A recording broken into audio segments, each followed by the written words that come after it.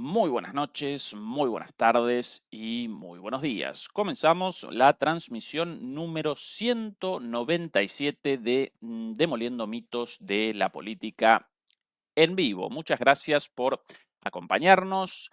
Recuerden, por favor, ayudarnos con el pulgar arriba, con el like contra la censura. Comenzamos una transmisión verdaderamente cargada de emociones porque tanto nosotros como seguramente ustedes también aparecemos muy atemorizados y a la vez muy enojados, coléricos, enfurecidos. ¿Por qué?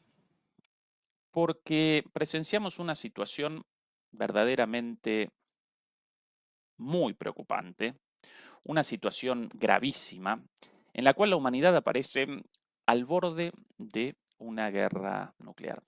Y efectivamente, en esta situación, quien no aparezca atemorizado, quien no aparezca a la vez muy enojado, más que una persona, representa a un robot. ¿Sí? Difícilmente podemos caracterizar como persona a quien no reaccione ante una situación como la actual. Nos acometen las emociones, algo completamente humano y naturalmente muy sano también, pero lamentablemente inútil de cara a la resolución de esta situación, una vez más, verdaderamente gravísima. Una situación verdaderamente gravísima porque el conflicto entre el viejo orden mundial unipolar, hegemonizado por Estados Unidos en decadencia, el conflicto entre el viejo orden mundial unipolar en decadencia contra el nuevo orden mundial en ascenso, ese conflicto disfrazado de guerra en Ucrania, ¿sí? Porque recuerden eso, aquí lo remarchamos en todas las oportunidades. Acá no aparece la guerra de Ucrania, acá aparece la guerra en Ucrania. Ucrania sencillamente representa el escenario de un conflicto mucho mayor en el cual colisionan una potencia unipolar en decadencia, los Estados Unidos. Esa potencia colisiona con un mundo nuevo, con un mundo multipolar, con un mundo en ascenso. Y ese conflicto disfrazado de guerra en Ucrania, aunque puede y va presumiblemente, si no desaparecemos en el camino, va a presentar otros disfraces, otras vestimentas en el futuro. Ese conflicto en los últimos días, en la última semana, protagonizó un proceso de escalada verdaderamente inaudito. Comenzó una aceleración de los tiempos de este conflicto y de alguna manera también una cuenta regresiva.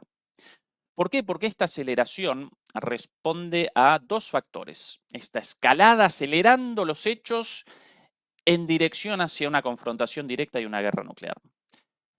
Esto responde a dos factores. Responde, por un lado, a la victoria de Trump y a su inminente asunción. Inminente en términos habituales. El 20 de diciembre, en menos de 2 meses, su asunción, su toma del poder. Pero claro, esos 2 meses en términos habituales, poco tiempo. En términos históricos, absolutamente nada de tiempo. Pero en términos de una escalada nuclear, una verdadera eternidad. Esa fecha, esa cuenta regresiva, sumada a otra cuenta regresiva, la cuenta regresiva del colapso militar de Ucrania, porque desde hace tiempo presenciamos un colapso defensivo de las fuerzas ucranianas cada vez más inminente y avances rusos permanentes. Esas dos cuentas regresivas hacia el fin de este gobierno y la asunción de Trump y hacia el fin del conflicto por una victoria, del conflicto en Ucrania, de la guerra en Ucrania, por una guerra perdón, por una victoria de Rusia, esas dos cuentas regresivas determinaron el inicio de esta escalada, esta aceleración, en la cual una de las partes aparece desesperada por la guerra, desesperada por una confrontación total.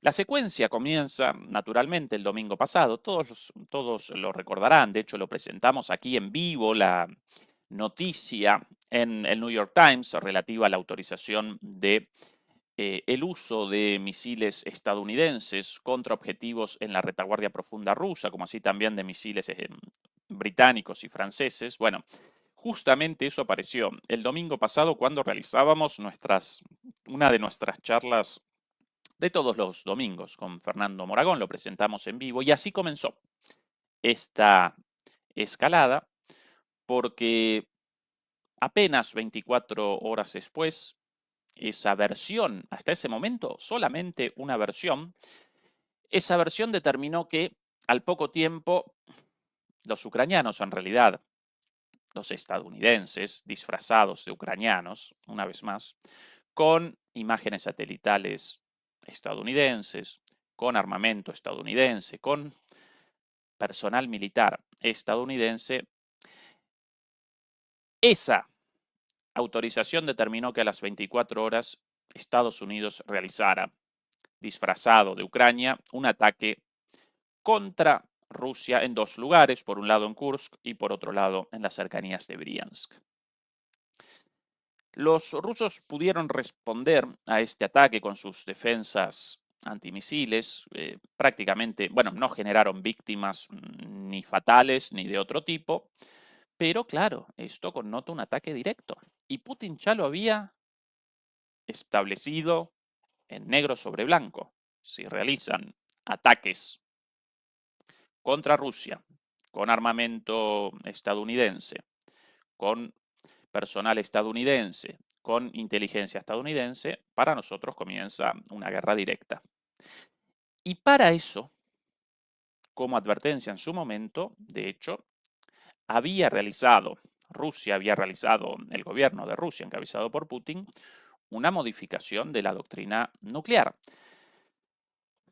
la cual, por cierto, ya parecía violada y ya generaba la posibilidad de una respuesta nuclear rusa incluso antes de la modificación por aquella provocación. Seguramente ustedes la recuerden cuando desde Ucrania los ucranianos, o mejor dicho, los estadounidenses disfrazados de ucranianos, habían realizado un ataque con drones a 800 kilómetros del frente, de la línea de contacto, del frente de batalla, contra una estación de radares para la alerta temprana en la detección de misiles balísticos intercontinentales, algo sin la más mínima relación con el desarrollo de la guerra en Ucrania. Sencillamente una estación de los rusos, estación de radares fija, local, un edificio, destinado a la monitorización de los cielos a la espera de un ataque, ¿sí?, con misiles intercontinentales estratégicos nucleares contra Rusia, sin ninguna relación con el conflicto en Ucrania. Ese ataque de aquel entonces, repetido después en varias oportunidades, según las distintas fuentes, entre 4 y 6 ataques, básicamente representó una provocación, sin ninguna relación con la guerra, con el único objetivo de acometer una infraestructura nuclear, a partir de la cual, a partir de cuya destrucción, la doctrina nuclear rusa, incluso antes de la modificación, establecía la posibilidad de una respuesta nuclear. Lo determina la doctrina nuclear desde hace bastante tiempo. Si un ataque contra Rusia genera una disminución de su capacidad de respuesta nuclear, Rusia entonces puede responder de manera nuclear. Recuerden que la doctrina nuclear, la doctrina militar nuclear soviética, como de cualquier otro país, no determina la obligatoriedad de un ataque nuclear, de una respuesta nuclear, pero sí la posibilidad, ¿sí? Si tales condiciones, entonces Rusia presenta el derecho a responder de esta manera. Si después responde nuclearmente o no, lo determina el gobierno, claro, pero ya establece la condición cumplida. Esto hace meses ya. Pero tras las idas y vueltas en su momento sobre la autorización o no de los misiles, de los ataques con misiles estadounidenses contra Rusia, contra la retaguardia profunda rusa, con misiles ATACMS y Storm Shadow y Scalp, en su momento Putin había respondido. Esto para nosotros aparece como una guerra directa y por eso vamos a determinar un cambio en la doctrina nuclear. ¿Y qué cambio realizaron en su momento? ¿Qué cambio establecieron? El hecho de que si un país no nuclear realizaba un ataque con armas no nucleares, pero patrocinado por un país nuclear, básicamente una traducción de la situación actual. Si Ucrania, país no nuclear, acomete a Rusia con armas no nucleares, pero patrocinado, y por cierto que patrocinado, porque las armas las despacha a Ucrania, Estados Unidos, e incluso realizan la inteligencia y la operación de las armas, entonces sí que los patrocinan, qué duda de esto. Entonces, en ese caso, ahí aparece una nueva condición a partir de esta modificación en la doctrina nuclear, según la cual Rusia puede responder con un ataque nuclear. Esa es la respuesta en su momento de Rusia. En algún momento esto había desactivado esas tensiones, pero desde el domingo con la noticia y 24 horas después con el ataque efectivo en Briansk y en Kursk, bueno, aparecimos una vez más en las manos de la paciencia estratégica de Vladimir Putin, del presidente ruso. Si él lo hubiera querido, habría comenzado ya una guerra mundial entre las dos principales potencias nucleares del mundo. Y con ella, presumiblemente, la destrucción de la gran mayoría de la humanidad. Cientos de millones de muertos en los primeros minutos, nada más. En los primeros minutos, nada más. Las consecuencias posteriores a esto, con la formación de un invierno nuclear, nubes radioactivas, podrían determinar incluso la desaparición de la vida en la Tierra en su conjunto, ¿sí? De toda la humanidad, incluso de toda la vida. ¿Cómo respondió Putin a esto hace unos días? Con una nueva advertencia. En lugar de acometer un ataque directo, respondió con una advertencia a través de la demostración de un arma. La demostración de un arma verdaderamente maravillosa, sin equivalentes en el mundo occidental sin dudas, incluso en China, porque si bien los chinos aparecen muy avanzados en el desarrollo de su misilística hipersónica, como el otro día recordaba Putin, Rusia presenta una ventaja con respecto a todos los países del mundo en este momento.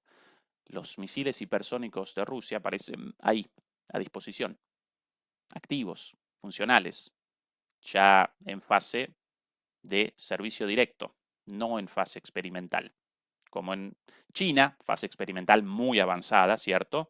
Como en Estados Unidos, fase experimental inicial e incluso con fallas y problemas permanentes a tal punto que debieron abandonar muchos de los programas misilísticos de desarrollo de misiles hipersónicos porque generaban sencillamente dolores de cabeza y, bueno, pérdidas de dinero enormes, naturalmente, con los bolsillos llenos de los de siempre, el complejo militar industrial y sus cómplices en el Estado profundo estadounidense.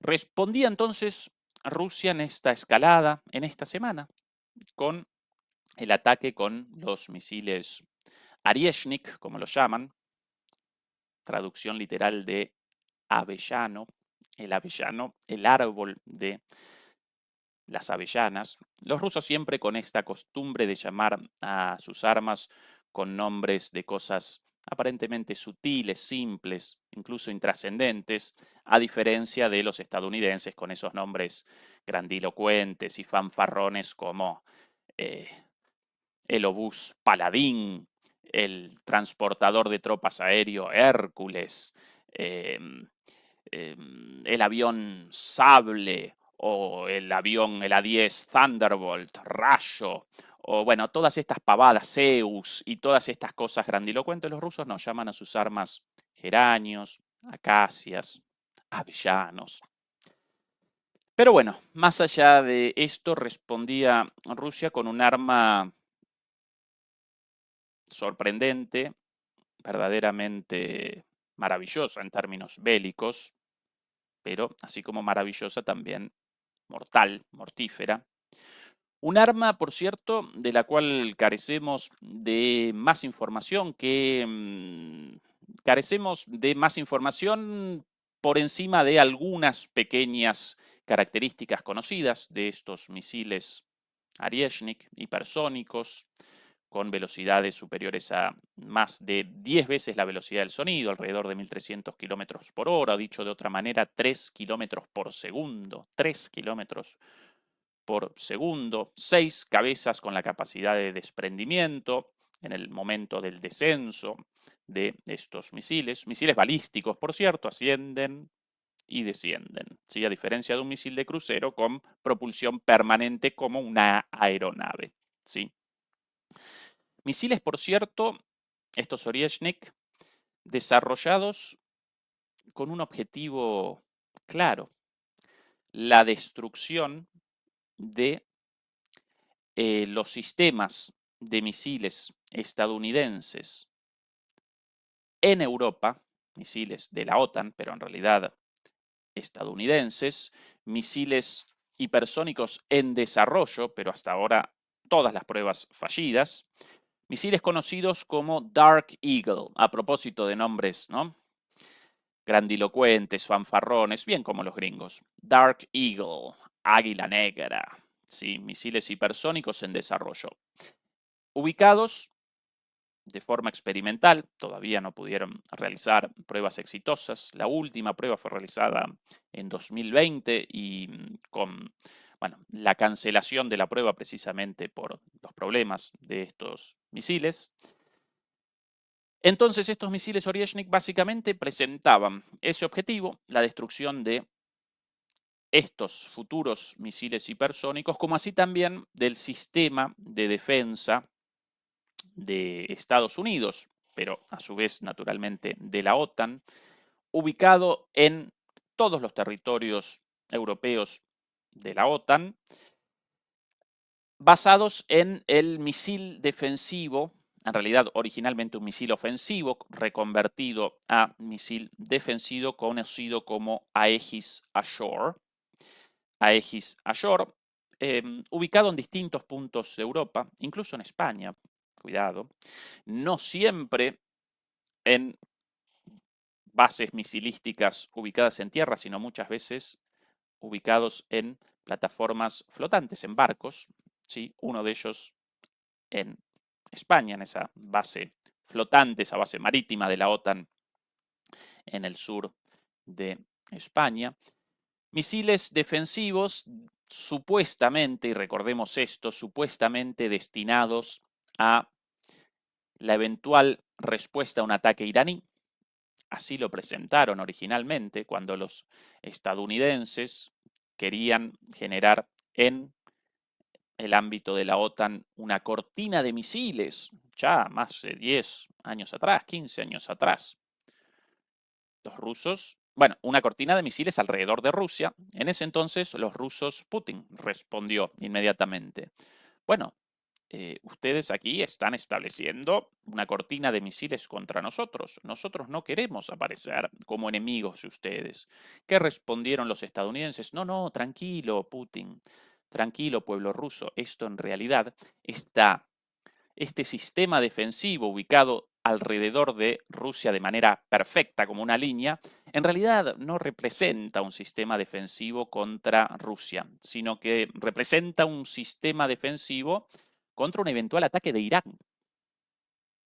Putin, inmediatamente, ni corto ni perezoso, respondió, bueno, pero si es el objetivo, entonces participemos nosotros también, los rusos, que Rusia participe también en la creación y el desarrollo de este sistema y la instalación de este sistema de misiles, incluso con el territorio ruso a disposición, pero con participación rusa y por ende sin la posibilidad de enemistad contra los rusos.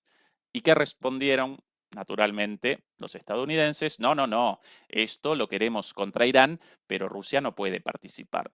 Y a partir de ahí, estoy sencillamente contextualizando, por eso retrocedo un poquito en el tiempo, y a partir de ahí Putin determinó, bueno muchachos, basta. Basta a partir de ahora, si ustedes van a generar un sistema de misiles alrededor de Rusia, nosotros comenzamos el desarrollo de nuestros propios misiles no defendibles, no interceptables por ese sistema defensivo Aegis Ashore. Y entre esos misiles apareció este. Hasta ahora ya habían aparecido otros, el Kinzhal, el Zircon, el Avangard, bueno, todos hipersónicos. Esa básicamente la forma elegida por los rusos para la superación de tanto los misiles ofensivos como los misiles defensivos occidentales. La hiper velocidad, más de, según las definiciones, o más de 7 veces la velocidad del sonido, o más de 10 veces la velocidad del sonido, ninguna definición estricta de esto. Los misiles más rápidos de Estados Unidos presentan una velocidad de alrededor de 5 veces la velocidad del sonido, 5,5. Así que lo mismo si determinamos la definición de hipersónico como más de 7 o más de 10 veces, ningún misil gringo puede alcanzar a estos misiles. Y así Rusia había generado ya varios de estos misiles hipersónicos capaces de la superación de esto, pero ahora presentó con mucha sorpresa, porque nadie aparecía al tanto de esto, ni siquiera los servicios de inteligencia occidentales, ahora presentaron en respuesta al ataque contra Rusia con armas occidentales, presentaron este misil a través de una demostración en combate. Pero recuerden una vez más, esta demostración sencillamente aparece en respuesta a una provocación original y antes de esto, la creación de estos misiles respondía básicamente al objetivo de la eliminación de los misiles futuramente hipersónicos de Estados Unidos, ubicados a lo largo de toda Europa, y al sistema Aegis Ashore de defensa de misiles estadounidense, con misiles también ubicados a lo largo de toda Europa, incluso en España. Si quieren podemos presentar muy rápido, antes de comenzar, estoy contextualizando, antes de que comencemos el análisis de la última provocación en esta escalada, la amenaza nuclear de un contraalmirante estadounidense, pero recuerden, acá no solo presentamos noticias, sino que realizamos análisis. Y por eso toda esta explicación, antes de que presentemos, un poquito de paciencia, por favor, las palabras del propio contraalmirante. Quiero ahora sencillamente presentar el mapa, ya alguna vez mostrado, antes de ayer, si no recuerdo mal, de estos los objetivos al alcance de estos misiles Arieshnik, estos avellanos, la gran mayoría de ellos ligados al sistema Aegis Ashore y algunos a los misiles OTAN Dark Eagle en desarrollo. ¿Sí?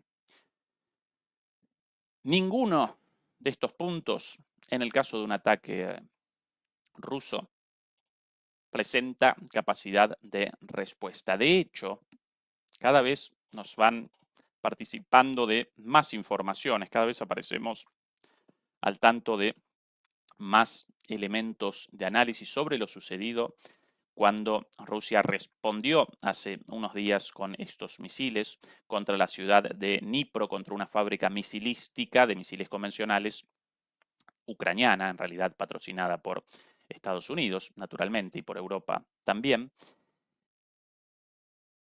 Rusia,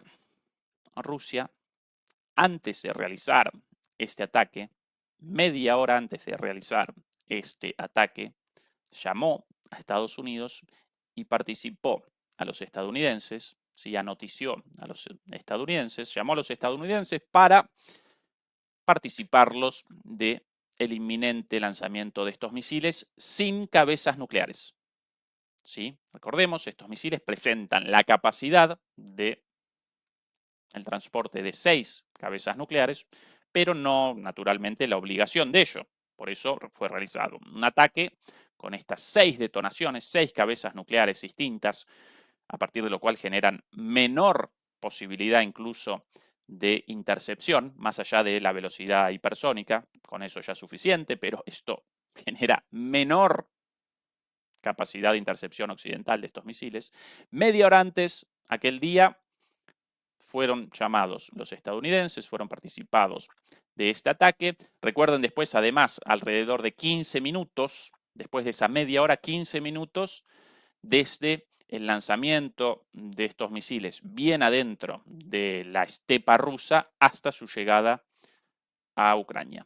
Con lo cual, más o menos 45 minutos de tiempo de preparación para una respuesta. Pudo responder Estados Unidos, la OTAN, con 45 minutos de tiempo a su disposición e incluso con conocimiento del objetivo final. ¿Pudo responder a estos misiles? No, no pueden. No pueden por la velocidad y por las características de estos misiles. Por eso las palabras de Putin en su mensaje, apenas horas después de esto, presentando él mismo, presentando lo sucedido, habían comenzado especulaciones. Bueno, para eso apareció él con un mensaje claro. Un nuevo tipo de armas, no un misil intercontinental, como querían presentarlo los ucranianos, sino un misil de alcance medio, con velocidad hipersónica, con 6 cabezas, ¿sí? Y si nosotros, palabras de Putin en aquel entonces, en algún momento, a partir de todas estas provocaciones y a partir de la doctrina nuclear rusa, con la cual podrían responder ya en este momento de forma nuclear si lo quisieran, si nosotros en algún momento queremos una respuesta de este tipo con estos nuevos misiles Arieshnik, antes vamos a realizar un aviso para que la población civil pueda abandonar esas zonas. ¿Por qué? Porque puede.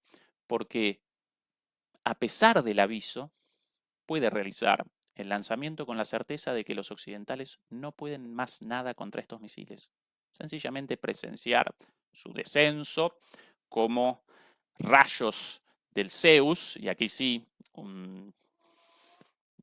utilizable la comparación con el Zeus, con el dios griego. Recuerden esas imágenes, 6 rayos cayendo del cielo a una velocidad verdaderamente espeluznante, rayos de fuego.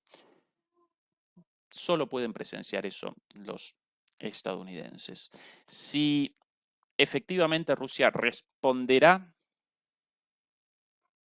con estos misiles contra el sistema Aegis Ashore o contra el sistema de misiles Dark Eagle, objetivo inicial de la creación de los misiles Arieshnik, no lo podemos determinar. Y en el caso de una respuesta, ¿cómo reaccionará Occidente en su momento? Tampoco lo podemos determinar porque la capacidad destructiva de estos misiles, aún sin carga nuclear, sencillamente por su fuerza cinética, perdón, con esta velocidad extrema, más sus cabezas explosivas, generan un equivalente a un arma estratégica nuclear. Algo también dicho por Putin. Y esto podría determinar una respuesta de la OTAN eventualmente, quizás no nuclear, porque Rusia estaría realizando un ataque con armas convencionales, pero con una capacidad destructiva equivalente a las armas nucleares.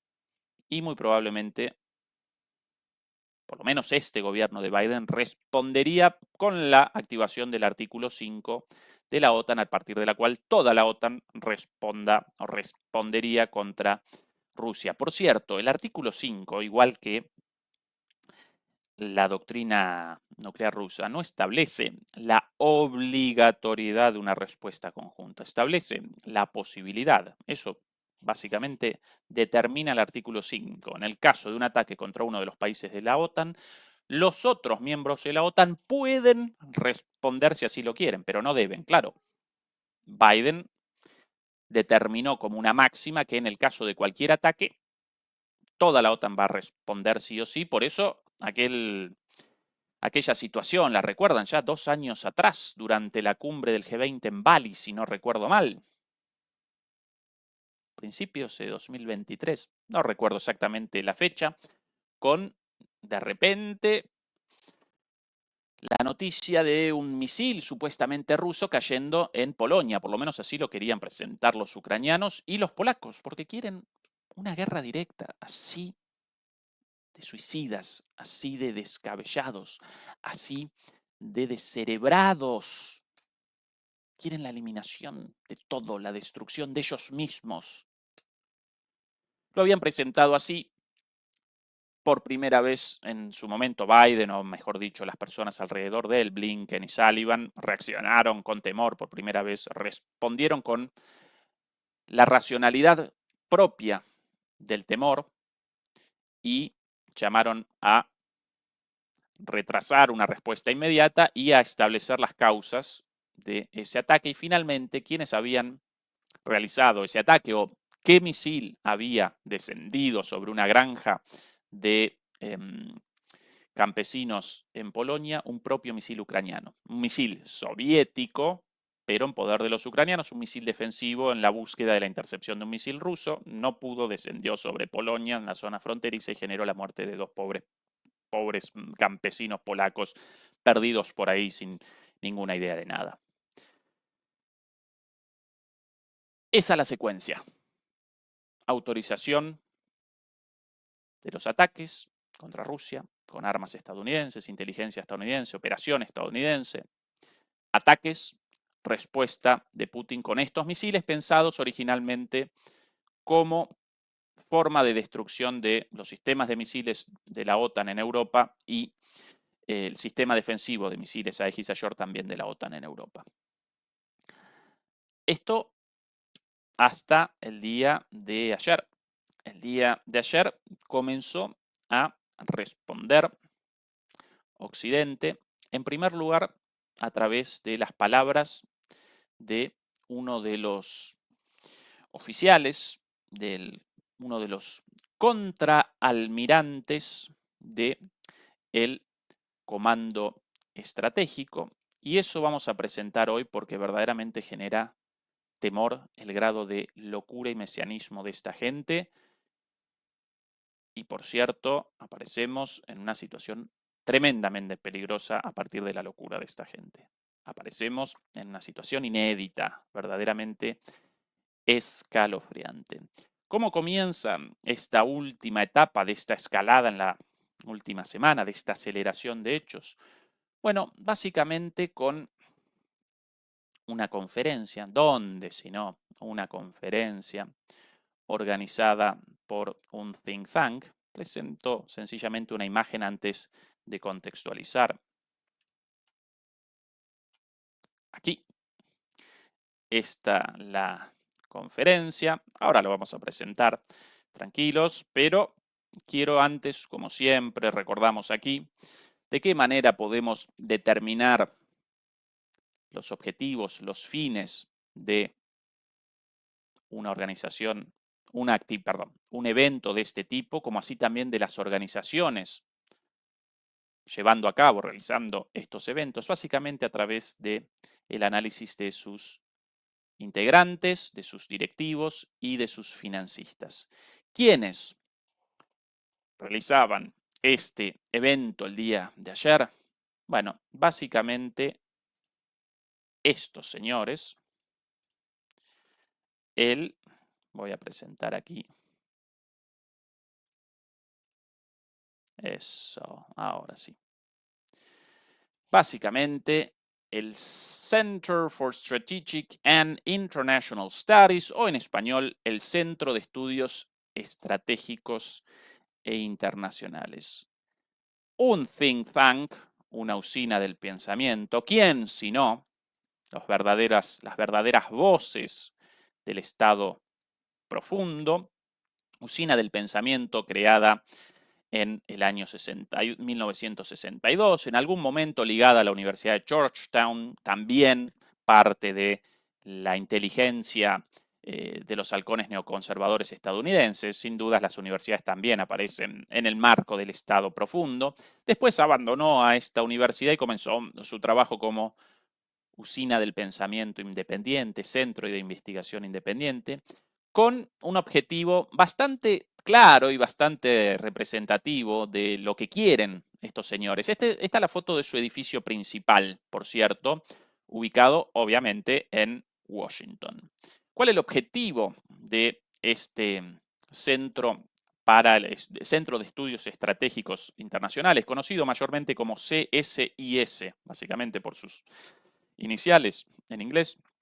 El Centro de Estudios Estratégicos e Internacionales se ha dedicado, estas las palabras textuales de la página web de este instituto, se ha dedicado a encontrar formas de mantener la prominencia y la prosperidad estadounidense como una fuerza para el bien del mundo. Lo del bien del mundo al final, pero por sobre todas las cosas la preeminencia estadounidense y a qué llaman ellos el bien del mundo. Bueno, lo mismo que al orden mundial basado en reglas, básicamente, al bien de ellos y al orden de ellos y a la preeminencia, otra palabra para supremacía, hegemonía, dominio, acá lo llaman prominencia y prosperidad, básicamente para la opresión del resto del mundo. El instituto organizador de esto, y en el marco de ese instituto aparece un programa de investigación, siempre recuerden, think tanks, programas de investigación, ¿sí? Básicamente programas para el desarrollo de la guerra, ¿sí? Y de las ideas acompañando todas estas locuras. Programa, por cierto, llamado Proyecto Átomo, o Atom en inglés, Proyecto Átomo 2024, disuasión intrabélica en un entorno de dos pares. Esta es la forma de hablar compleja de estos pseudoacadémicos. Disuasión intrabélica en un entorno de dos pares, básicamente llaman a esto guerra nuclear entre dos potencias nucleares. En este caso, pensado como escenarios de guerra nuclear entre Estados Unidos y Rusia. Y aquí, por cierto, como siempre, alguna cara supuestamente angelical e inocente, su directora, hasta por aquí algunos miembros, la diversidad, por aquí, sí, una señora con su velo islámico. Qué buena la diversidad, ¿no? La diversidad en el marco de una guerra nuclear. Esa es el grado de estupidez e hipocresía actual. Por un lado, la diversidad, la participación de mujeres de color, así lo llaman ellos, los gringos lo llaman people of color, gente de color, y si participan mujeres negras, musulmanas, qué bueno entonces, sí, claro, muy bueno, pero realicen una actividad dedicada a un fin noble, no a la guerra nuclear, porque entonces lo mismo, si la persona participando, una mujer negra, musulmana o un varón blanco y fascistoide como la gran mayoría de estos impresentables, porque acá todos quieren lo mismo, quieren una guerra nuclear, y es el problema, no quien participa y el color de su piel. Pero bueno, esta la gente, y perdón si me acomete la furia, porque estos hijos de su madre pueden determinar verdaderamente el fin de la humanidad, nada más y nada menos. Esta la directora. Para la directora sí, no quieren a una musulmana, una negra, alguien bien blanquito, naturalmente. Aquí aquí está la directora, quien va a participar en esta actividad. Ahora la vamos a presentar. Bressel Williams, ¿sí? Una pseudo académica, pero a la vez, no, Heather Williams, perdón. Heather Williams, Bresso seguramente el apellido de casada, es directora del proyecto sobre asuntos nucleares e investigadora principal del Departamento de Defensa y Seguridad del Centro de Estudios Estratégicos e Internacionales. Es miembro, además, recuerden la interconexión entre todos estos institutos, think tanks, ¿no? Usinas del pensamiento, universidades, la industria armamentística y el Estado. Por eso esta señora, además de supuestamente académica, además miembro del Consejo Científico de Defensa y del Consejo Asesor de Seguridad Internacional del Departamento de Estado y consultora del Grupo Asesor Estratégico del Comando Estratégico de Estados Unidos. ¿Quién el comando estratégico? Bueno, estos muchachos... perdón. No quiero abandonar este instituto antes de presentar a el almirante y a su rol. ¿Cuáles los objetivos de este instituto, más allá de esta declaración de la búsqueda del bienestar del mundo y de la prominencia estadounidense? Bueno, aquí sencillamente, así de sencillo determinar lo que quieren estos tipos. Sencillamente en la propia descripción del video en YouTube. Por cierto, este video, esto apareció hace horas, no lo presentó nadie. Lo recogimos de una página perdida por ahí, no lo presentó nadie, ni en castellano, ni en inglés, ni en ningún lado. Por ahí una versión en RT en inglés con la referencia a las barbaridades dichas por este señor, pero hasta ahora este es un video desconocido prácticamente, 3.100 vistas. Acá este video podría determinar el inicio de la Tercera Guerra Mundial. 3.100 vistas el video original, no visto por nadie. Esto una cosa, el análisis de esto es una cosa completamente exclusiva a partir de ahora. Ojalá lo recojan muchos canales críticos, porque esto puede determinar verdaderamente una situación sin precedentes. Bueno, acá la descripción del video, ¿sí? Y atención a acá, en esta parte de acá. This event, vamos a generar la traducción, desaparece con la traducción la línea esa, en algún lugar por acá. Acá, un poquito más arriba. Este evento es posible gracias al apoyo de Northrop Grumman Corporation. ¿Y quién la Northrop Grumman Corporation? Básicamente una de las grandes compañías estadounidenses de armas, una de las grandes compañías armamentísticas estadounidenses del complejo militar industrial, creadora de aviones de combate famosos como el F-15 Eagle, bueno, y cuantos otros, y sistemas de misiles, etcétera, etcétera. Entonces, ahí básicamente la línea conductora, el hilo conductor de todo esto. El complejo militar industrial, los señores de la guerra, los beneficiarios de estas locuras, incluso de estas ideas mesiánicas de guerras mundiales, básicamente el complejo militar industrial, esas empresas armamentísticas asesinas de bebés a lo largo y lo ancho del mundo, patrocinan a usinas del pensamiento, patrocinan a centros de investigación, los cuales a la vez participan de manera directa en las decisiones de gobierno a través de funcionarios del gobierno estadounidense. Es el Estado profundo en toda su extensión. No esa idea de alguien en las sombras fumando un habano y ¿no? Porque la idea de Estado profundo genera eso, ¿no? Ese imaginario de una cosa oculta, alguien, recuerdan a esa película de James Bond, ¿no? Con un maléfico malvado acariciando un gato peludo, tomando un whisky, fumando un habano en la oscuridad de un cuarto. No, no, no, no. Esto todo a la luz. Complejo militar industrial, usinas del pensamiento, funcionarios en el gobierno estadounidense. Es el Estado profundo. Contra ellos no pueden incluso los presidentes cuando quieren la desintegración de estas estructuras, porque están metidos, participan a través del dinero, a través de la corrupción, a través del lobbying, están presentes en toda la línea, ¿sí? En toda la línea, desde la producción de armas hasta la formación de las ideas necesarias como sustrato ideológico para la utilización de esas armas y para perpetrar barbaridades en nombre del bien. Eso generan estas usinas del pensamiento, ideología justificatoria de las atrocidades, y después también participan de manera directa en la ejecución de estas barbaridades a través del Departamento de Estado, el Pentágono, básicamente el Ministerio de Defensa, la Casa Blanca y naturalmente después también a través de las propias empresas contratistas y sus miembros, incluso los militares en las Fuerzas Armadas estadounidenses. Eso es lo Estado profundo, verdadero Estado profundo. A la luz del día, con cócteles, actividades públicas, todos vestiditos, perfumados, bañaditos, muchísimo dinero invertido en esto. Eso es el Estado profundo.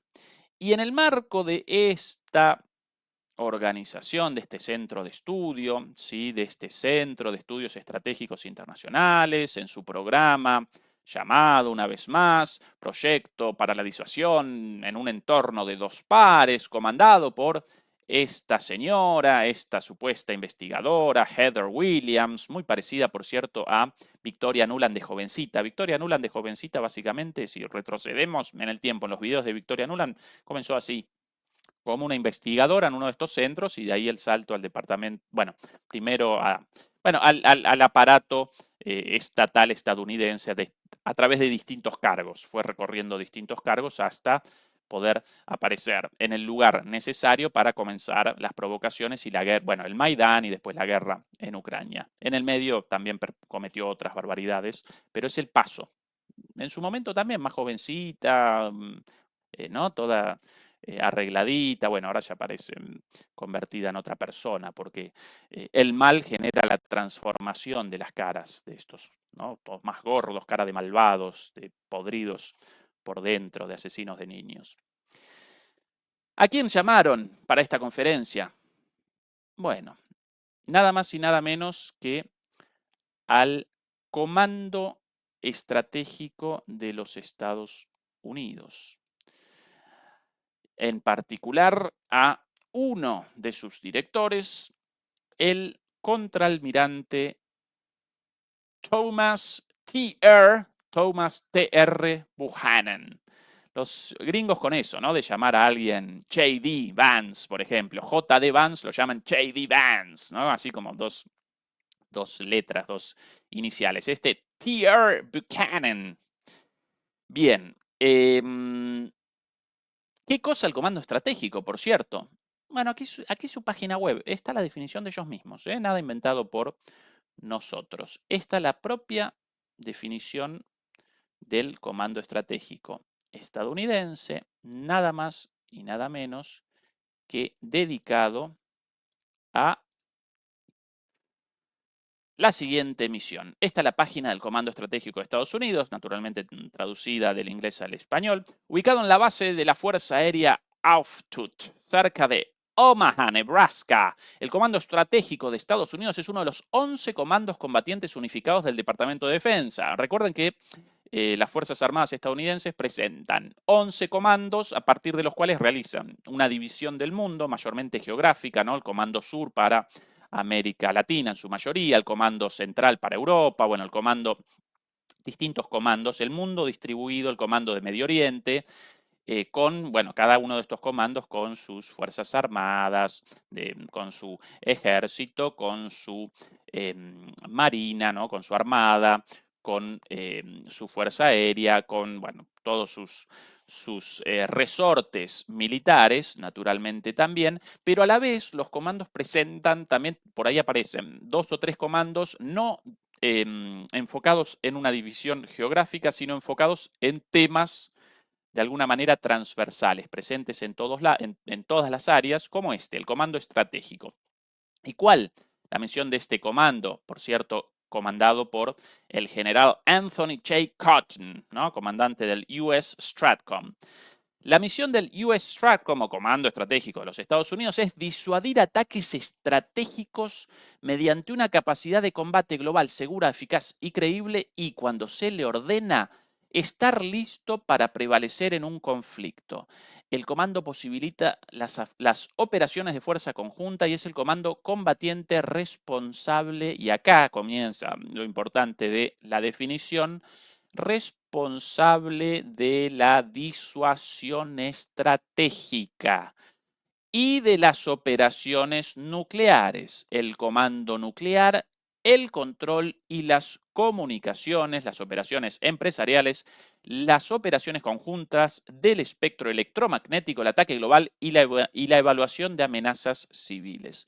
Básicamente, el comando estratégico de los Estados Unidos determina las respuestas nucleares, lo llaman disuasión estratégica, pero eso de disuasión estratégica en realidad más bien un eufemismo para guerra nuclear, ¿sí?, de los Estados Unidos. El comando dedicado a la guerra nuclear de los Estados Unidos, nada más y nada menos.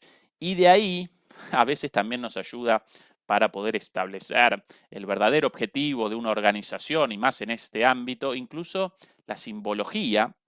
Y aquí, por cierto, atención a la propia imagen del logotipo de estos muchachos del comando estratégico. Este logo, el mundo, de alguna manera, esas estrellas y esas esos arcos, esos anillos, esa es la palabra correcta, esos anillos alrededor del planeta Tierra a la forma de los propios anillos del núcleo de un átomo, ¿sí? Esos aparentemente los electrones de un átomo, y por ahí unos rayos en abierta referencia a, bueno, lo presenciamos de alguna manera hace poquito, no con un arma atómica, pero sí con un arma con capacidad de daño básicamente equivalente a las armas estratégicas, lo presenciamos con el misil Arieshnik, ese rayo de fuego, claro, en este caso un rayo de fuego nuclear, ¿sí? Unos rayos por ahí bastante invisible, una, aparentemente unas hojas de laurel, ¿sí? En el nombre de la paz o del olivo, quizás, o del laurel o el olivo, que me ayude alguien por ahí con la lectura de la simbología, eso supuestamente representativo de la paz, pero claro, la hojita esa bastante chiquitita en el marco de esos electrones, esos rayos, y por sobre todas las cosas en la mano de un puño de hierro, ¿sí? Poco más y aparece poco más y aparece una calavera ahí en ese símbolo, una calavera con un rayo encima, con una referencia a las bombas atómicas. Bueno, así de terrorífica la tarea de estos señores y así su propio logotipo. Y de este comando estratégico llamaron a uno de sus directores, el contraalmirante, una vez más, Buchanan. Aquí la página oficial también de, esto traducido al español por aquí, contraalmirante Thomas Tier, o TR Buchanan, director de planes y políticas del grupo J5 del Comando Estratégico de Estados Unidos. Bueno, con toda una historia obviamente ligada, este señor de acá, una historia naturalmente ligada a no solamente las Fuerzas Armadas estadounidenses, sino al complejo militar industrial e incluso a las universidades, porque estos tipos no presentan solamente formación militar, sino también alguna formación académica, técnica o política, o incluso en el caso de estos, incluso ingenieril, como ingenieros nucleares o cosas más o menos ligadas a ese campo de acción. Y aquí finalmente el documento fílmico, el video de este evento organizado el día de ayer. Lo voy a presentar con mi propia traducción porque los subtítulos traducidos al español verdaderamente generan lástima, ningún sentido, entonces lo vamos a presentar con nuestra propia traducción. Ahora sí. Por aquí vamos a acomodar los volúmenes y yo voy a realizar la traducción de un pedacito nada más de las barbaridades dichas en el marco de esta conferencia financiada por el sector militar industrial con este think tank, este organismo, perdón, esta usina del pensamiento respondiendo a la reacción de Putin con los misiles Arieshnik tras los ataques con armas estadounidenses contra Rusia. ¿Sí? Back from lunch. Thanks. Welcome back from lunch. Thanks everybody for being here this morning, for continuing the conversation. I'm Bienvenidos a todos después del lunch, después del almuerzo. really excited about this keynote. We asked Rear Admiral Buchanan to speak about Le pedimos al contraalmirante Buchanan que nos hablara Interwar deterrence challenges. de los desafíos de la disuasión nuclear. Esto, claro, el segundo turno de un congreso, de una conferencia, después de seguramente algunos langostinos y algunos cócteles pagados, obviamente, bueno, por la industria armamentística y a veces incluso también por el propio gobierno de Estados Unidos, con apoyo, con subvenciones a estos usinas del pensamiento. In a Y acá two-peer environment. Before turning the stage over, recomienzan las actividades, to include the presentan provision that al nuclear retaliation contraalmirante. El contraalmirante en su discurso inicial va a presentar algunos conceptos, básicamente la idea de que hoy día Estados Unidos abandonó la lucha contra la contrainsurgencia terrorista islámica y que hoy día presenta dos grandes desafíos, incluso tres, básicamente Rusia, China y ahora también Corea del Norte, las tres potencias del eje del mal con capacidad nuclear, según este señor, y la necesidad de responder a estos desafíos con la preparación, etcétera, etcétera. Pero lo más importante, como siempre en estas exposiciones, va a aparecer un ratito después, cuando comiencen, ¿no? Una vez terminada una vez terminado por aquí, seguramente los aplausos. I'm sorry, peace is a goal, not a policy. Por aquí, Lasting ¿no? peace is what we hope for at the end of our journey. Bueno, ahí los aplausitos y lo llaman ahí a una charla con esta, thank you very much for the esta remarks. señora a la cual yo ya no quiero nada. Muchas gracias, muchas gracias. Y comienzan las preguntas, y acá por lo general la parte más improvisada y la parte de más definiciones. Iba a responder a la siguiente pregunta este señor. Atención a partir de ahora. Levers of instruments of power. That's great, thank you. And I wanted to tease out a little bit more about your framing of the intra-war deterrence problem. I really Quería profundizar, esta es la pregunta de la señora, quería profundizar un poquito más en su concepción de la disuasión entre dos potencias nucleares like enemigas. this, where you said we're facing two different and conflicting objectives: deterring the next adversary. Estaba diciendo usted en sus palabras recién que nos encontramos en una contradicción, en un dilema. Por un lado, la disuasión de otra potencia nuclear, attack while also compelling a cessation of hostilities to win. a la vez que obligar a esa otra potencia a capitular para que ganemos. Básicamente presentaba, entre comillas, el dilema en su presentación, el contraalmirante Buchanan, que Estados Unidos presenta, o las Fuerzas Armadas estadounidenses y el gobierno estadounidense presenta a menudo una situación contradictoria entre generar disuasión nuclear a través de una amenaza nuclear, pero por el otro lado, básicamente por la fuerza militar, coaccionar a un enemigo a la derrota, ¿sí? Básicamente esta es la situación permanente de tensión con Rusia. Por un lado quieren una victoria y la acción militar contra Rusia, pero por otro lado eso podría generar una escalada y una guerra nuclear. Por ende, la disuasión desaparece. Esa supuestamente la situación de Estados Unidos, y sobre eso la pregunta ahora de esta señora. And one thing from the Project Adam study that the authors debated quite a bit is how are we defining winning here? Y usted decía esto, ¿no? Esta contradicción entre, por un lado, ganar la guerra y por otro lado, generar disuasión. Y quería preguntarle, ¿cuál es la definición de ganar la guerra? And on an earlier panel today, somebody said, let's be clear, there is no winning here. Porque alguien decía hoy más temprano, seamos claros, no hay ganador aquí. Y claro, no, con una guerra nuclear todos eliminados, así que ganador ninguno. Nobody wins. The U.S. has signed up to that language. Nuclear war cannot be won, must never be fought, etc. And so De hecho, nosotros mismos siempre decimos, o las Fuerzas Armadas, mejor dicho, estadounidenses dicen que la guerra nuclear no tiene ganadores y no hay que pelearla nunca, etcétera, etcétera. Medio como con ironía, ¿no? Como esas tonterías, dicho así medio de forma despectiva por esta señora. So how do you think about winning? I want to put air quotes around it because I do think that's right. If we're in a scenario where nuclear weapons have been used in theater against allies.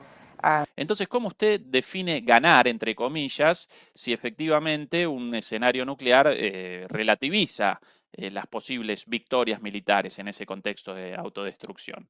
That it's really hard to reconcile that with an idea of winning. So how do you think about that? Entonces es difícil reconciliar una guerra nuclear con la idea de ganar, ¿sí? De una victoria militar. ¿Usted cómo lo ve? Yeah, so it's certainly a complex because we go down Es una situación muy compleja, muy compleja. on a lot of different avenues to talk about. Y hay muchos posibles escenarios o muchas posibles avenidas sobre las cuales, muchos posibles desarrollos posibles sobre los cuales podríamos hablar. What is the condition of the United States in a post-nuclear exchange environment? Respecto a cuál sería la condición de Estados Unidos en una situación postnuclear. ¿Escuchado eso? Sí, ¿cómo definimos ganar? Bueno, hay muchas perspectivas de análisis sobre cuál sería la situación de Estados Unidos en un escenario postnuclear.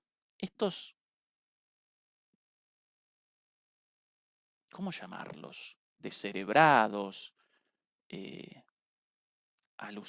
sí, locos, cavernícolas, monstruos, ya están deliberando sobre la situación de Estados Unidos después de una conflagración nuclear, después de una guerra nuclear. ¿Cómo aparecería Estados Unidos después de una guerra nuclear con Rusia? Con lo cual ya están deliberando sobre los escenarios de guerra nuclear y cómo aparecería Estados Unidos en ese contexto, cuántos sobrevivientes, dominando qué partes del mundo, después de una guerra nuclear. ¿Sí? Un escenario apocalíptico, verdaderamente, de una película de terror. And that is a place that's a place we'd like to avoid, right? Y ese escenario nuclear de Estados Unidos es algo que querríamos evitar, ¿cierto? So when we talk about non-nuclear and nuclear capabilities, we certainly Por eso cuando hablamos sobre capacidades nucleares y no nucleares, ciertamente don't want to have an exchange, right? I think no queremos un intercambio en esos casos. Por intercambio está llamando a guerra nuclear. ¿Sí? A esto llaman a intercambio nuclear, nuclear exchange, básicamente una guerra nuclear. I think everybody would agree if we have to have an exchange. Y creo que todo el mundo estaría de acuerdo con esto de no querer un intercambio. Pero a partir de ahora, atención ahora, I think everybody would todo el agree mundo estaría de acuerdo. if we have to have an exchange. Pero si tuviéramos que tener un intercambio, básicamente una guerra nuclear, Then we want to do it in terms that are most acceptable to the United States. So entonces querríamos ese intercambio en los términos más aceptables para los Estados Unidos. Traducción de esto. No querríamos una guerra mundial, piripipi, pero si tenemos que tenerla, la vamos a tener o la queremos tener en el escenario más aceptable para Estados Unidos. Pero ya incluso en el guerrerismo de estos tipos están conscientes de que el escenario más aceptable presentaría características apocalípticas, ¿sí? De un escenario postnuclear, lo llaman ellos, y deliberan sobre, bueno, cómo aparecería Estados Unidos, cuántas personas todavía vivas, cuánta infraestructura todavía utilizable, qué parte del mundo todavía bajo su control. Este es el grado de locura de esta gente. ¿Sí? En esta situación aparecemos, en la situación más peligrosa en la historia de la humanidad, esta, ahora, hoy. ¿Sí? Con estos tipos. So it's terms that are most acceptable to the United States. Bueno, y sus términos, ¿qué términos serían los más aceptables para Estados Unidos? Puts us in a position to continue to lead the world. Si eso nos pusiera en una posición para continuar liderando al mundo. Voy a retroceder una vez más porque esto es demasiado fuerte. to the United States that puts us in a position to continue to lead the world. United States no that puede ser terms that are most acceptable to the United States that ¿Cuáles serían los términos más aceptables para Estados Unidos en un intercambio nuclear? Una puts posición us in a position to continue to lead the world. a partir de la cual podríamos seguir liderando el mundo. Como que el objetivo de estos tipos, en lugar de la preservación de la vida en Estados Unidos, de los ciudadanos estadounidenses, no. Básicamente, ¿en qué situación apareceríamos después de un intercambio nuclear, de una guerra nuclear? Y eso sería aceptable si después pudiéramos seguir liderando el mundo. Si yo estadounidense, yo acá reaccionaría también con con los pelos de punta, porque este mismo tipo, este general supuestamente estadounidense, quiere, en el caso de una guerra nuclear, si tenemos que hacer una guerra nuclear, queremos una situación en la cual sea aceptable para Estados Unidos, y como aceptable definimos una situación en la cual después de la guerra mundial sigamos dominando el mundo. Yo con escalofrío, sinceramente, escuchando a este tipo. Right, so we're largely viewed as the world leader. Somos vistos a lo largo del planeta Tierra como el líder del mundo. ¿Según quién? Según él, ¿no? Pero bueno. And do we lead the world in an area where we've considered loss? The ¿Y lideraríamos el mundo en un área en el cual consideramos perdida? El área perdida, el mundo. answer is no, right? And so La respuesta es no, ¿verdad? it would be to a point where we would maintain we'd have to have sufficient capability. Entonces, la situación aceptable sería una situación en la cual tuviéramos capacidades suficientes, capacidades nucleares para este intercambio nuclear. We'd have to have reserve capacity.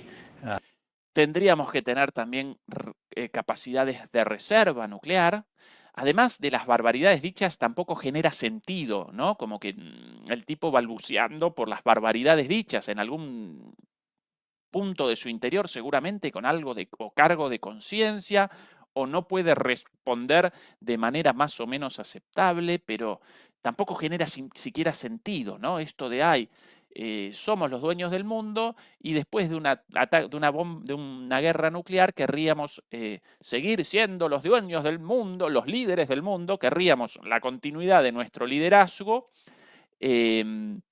y para eso necesarias reservas nucleares y capacidades nucleares después de la guerra nuclear, como bombas de sobra para después.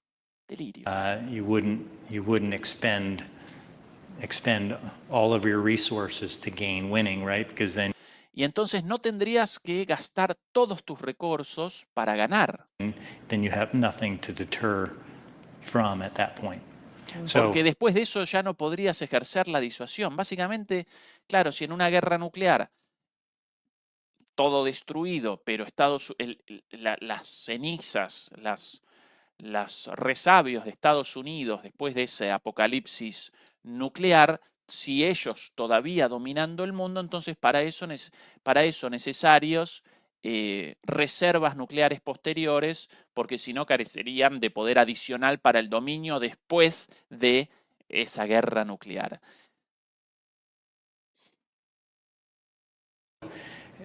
Very complex problem, of course, and Es un problema muy complejo. as I think many people understand, nuclear weapons are political weapons. I think Y como mucha gente sabe, las armas nucleares son armas políticas. Susan Rice said that at one point. Esto lo dijo, bueno, Susan Rice en determinado momento. Your response is Bueno, esta es la respuesta de este hitting animal. on a lot of the other debates within Project Atom. Bueno, su respuesta sí tiene relación con muchas de las cosas dichas antes. Bueno, ya iba a comenzar con otras pavadas, bueno, también terribles, pero esto lo más violento, lo más preocupante, lo más trágico de sus palabras, básicamente esto de si tenemos un intercambio nuclear, tenemos que estar preparados y tenemos que tener ese intercambio nuclear en términos aceptables. Y para nosotros sería aceptable si después del intercambio siguiéramos dominando el mundo. Y para eso tendríamos que tener armas nucleares de sobra después de la guerra nuclear. Terrible, terrible. Terrible. Bueno, esto, más allá de las palabras de este señor en sí, esto responde a la visión del Estado profundo, de las empresas, del complejo militar industrial, del comando estratégico, de los think tanks, de las usinas del pensamiento, de la Casa Blanca. Responde a la visión del mundo de ellos con la eventual posibilidad de una guerra nuclear. Y por cierto, en gran medida, la respuesta a todo esto, más allá de las palabras de este contraalmirante del comando estratégico, aparecerán en unos días, aparecerán en 3 días, ¿sí? El día 26 aparecerán respuestas, por lo menos una buena parte de ellas, cuando en Bruselas los líderes de la OTAN realicen una reunión. ¿Qué día? El 26, el miércoles, próximo martes. Cuando realicen una reunión en respuesta a los ataques de Rusia con Oryezhnik, con estos misiles, y determinen finalmente la reacción de la OTAN de Occidente sobre esto. Pero lamentablemente, conociendo a estos tipos y sobre la base de lo escuchado recién, de la boca de ellos mismos, y a partir de muchas cosas escuchadas en estos últimos días, por cierto, sobre, no, Putin está fingiendo, esto es un bluff, como lo llaman, un bluff en el póker, un farol, esa es la palabra española. Putin está fingiendo, no va a atacar con armas nucleares, mientras que los conocedores de Putin, como por ejemplo Víctor Orbán, con buena relación con Putin, bueno, muchos analistas políticos, militares de diversa índole, incluso estadounidense, el propio Fico también, el primer ministro de Serbia también, todos ellos remachan una y otra vez, Putin responderá efectivamente en el caso de un ataque como deba responder. No está realizando un teatro, una actuación, una escenificación. No lo acometerá, no lo acometerán las dudas en el momento de responder si la OTAN realiza más ataques contra Rusia. Esta es una advertencia y la advertencia real, cierta. Pero muchos de los políticos estadounidenses, incluso europeos, y no solo de Polonia y de los países bálticos, también escuchadas barbaridades así en este sentido del propio Borrell, por ejemplo, de Starmer, completamente fuera de quicio. El único con una reacción un poquito más centrada, el propio Scholz, ya de salida, con algunas palabras de qué terrorífica este arma, qué terrible esta escalada, tengamos cuidado y desescalemos, eso dicho por Scholz. El miedo a veces ayuda a la racionalidad, ¿sí? Todo el resto, por ahora, incluso muchos de los comentarios escuchados de voceros de la Casa Blanca, del propio Sullivan, todos machacan con esto de no, esto es una advertencia falsa, falaz, Putin está fingiendo. Así que muy probablemente el martes, en la cumbre de la OTAN en Bruselas, el martes 26, determinen perseverar en el curso de acción de ataques directos contra Rusia y vamos a aparecer en una situación todavía peor, más aún considerando las palabras de este señor Buchanan, este contraalmirante, como uno más, ¿sí? Representativo de quienes determinan si el botoncito no, si el botoncito sí o el botoncito no. Y ese botoncito, en última instancia, determina el futuro de todos nosotros, ¿sí? El botoncito nuclear. Así que esa es la situación. Esa es la situación. No me congratula en absoluto presentarla así de terriblemente, pero no estamos cometiendo una exageración. Una situación verdaderamente muy peligrosa, atemorizante, y si todos ustedes ahí tan atemorizados y tan furibundamente furiosos como yo, bueno,